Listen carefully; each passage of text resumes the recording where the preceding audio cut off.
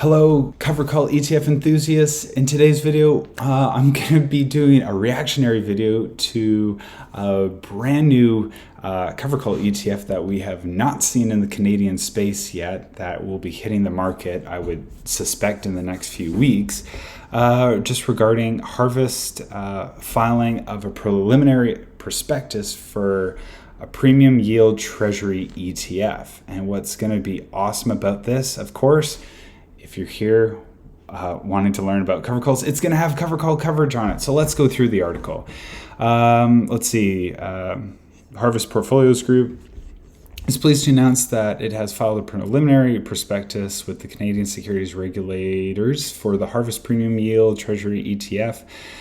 This innovative ETF is designed to provide Canadian investors with the access to a portfolio of U.S. Treasury ETFs that employs an active cover call strategy to provide high monthly income.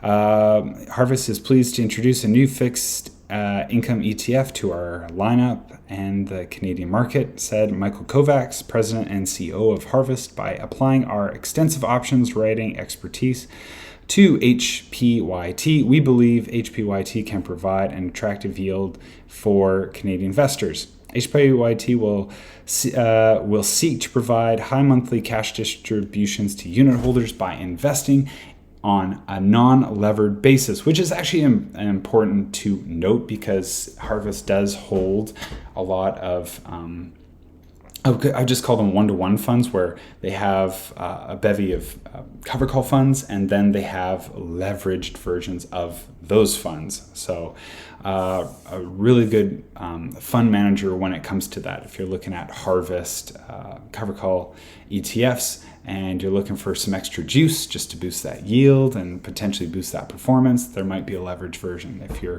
if you're someone in the marketplace for that.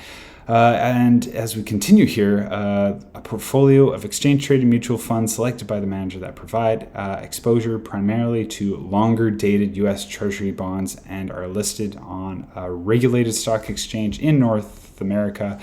HPYT will generally write cover call options on up to 100% of the portfolio, which is actually quite the deviation from what, say, I think a lot of us are used to with Harvest ETFs, where they typically write up to 33% with the strategy, or at least the cover call writing strategy, being between out of the money, at the money.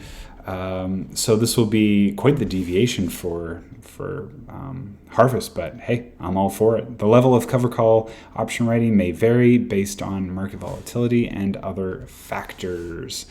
Harvest is a registered, okay, so, but anyway, we get at least a couple of insights here. Non-leveraged, 100% coverage on the portfolio of course, the long-dated U.S. Treasury bonds.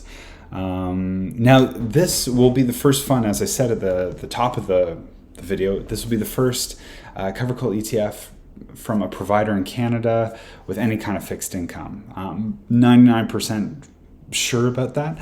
Now, if you're wondering, are there anything else in the marketplace that writes fixed income, or at least writes cover calls on fixed income? Well, there is. There's three funds by iShares. I'll just go through a couple of the tickers. We got LQDW, which it writes cover call coverage on investment grade corporate bonds, HYGW on high grade corporate bonds, and TLTW, which writes on 20-year treasury bonds. And that's by iShares, which is an American fund provider of ETFs, of course.